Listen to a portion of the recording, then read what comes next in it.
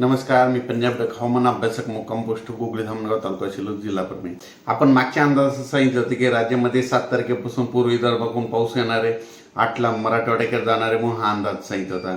आणि तसाच पाऊस पडला. 7ला पडला पूर्व विदर्भात, 8ला पश्चिम विदर्भात आणि आज 9ला पडणार आहे मराठवाड्याकडं.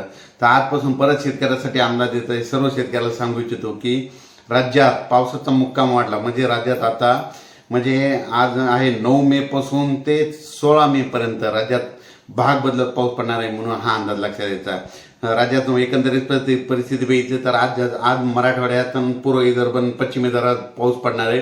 पण उद्या 10 मे पासून राज्यामध्ये सगळीकडे पावसाला सुरुवात होणार आहे. 10 मे, 11 मे, 12, 13, 14, 15 मे पर्यंत राज्यात चांगला पाऊस पडणार आहे. सांगायचं झालं तर राज्यात आपण एक भागातून सुरुवात करू. म्हणजे 9 मे ते 14 मेच्या 15 मेच्या दरम्यान जवळपास